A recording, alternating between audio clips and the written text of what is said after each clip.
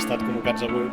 aquí a l'Escola Industrial de Barcelona en aquesta sessió preparatòria del que ha de ser el nou Congrés de Cultura Catalana previst per d'aquí 30 anys, per ajuntar-nos, posar en comú idees de com tornar a convertir el català i la identitat catalana en una cosa atractiva en perspectiva d'aquest nou congrés i pot ser una gran oportunitat d'afrontar els reptes que tenim com a país ara mateix. El que hem fet avui ha estat una trobada, una sessió de treball, hem posat en comú una 80ena de persones i hem extret unes conclusions en forma de repte que ens donen gruix per ara establir les bases del que ha de ser el nou Congrés de Cultura Catalana, que vingui no a substituir sinó a completar el camí que va iniciar el Congrés del 75-77.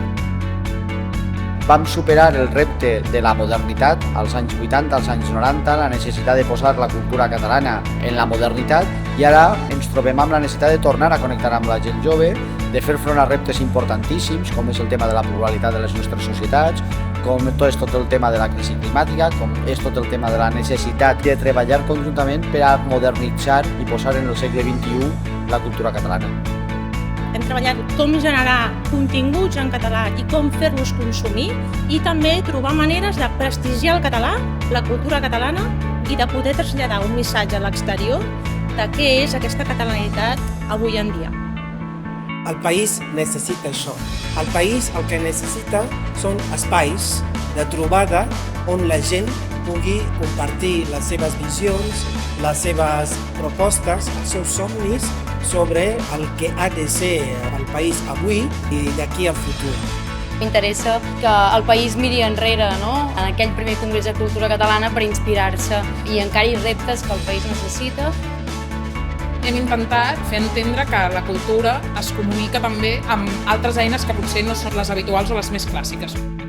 També com hem de conèixer nosaltres mateixos la nostra pròpia història, començant des de les escoles, com s'explica la història i com a poble català no hem de tenir cap complexe de sentir-nos catalans i d'emprar la nostra llengua en tots els nostres àmbits de vida.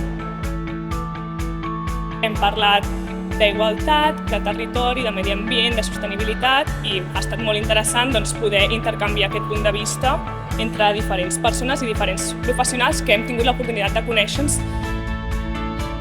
La cultura catalana ha de ser transversal a tots els sectors que conformen la societat, no només en el sector cultural, sinó que ha de ser permeable i que tothom se'n senti partícip. I sortit com molt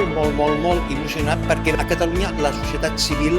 sempre s'ha imposat i el Congrés de Cultura Catalana acabarà imposant-se a les ganes d'acabar amb la vida catalana.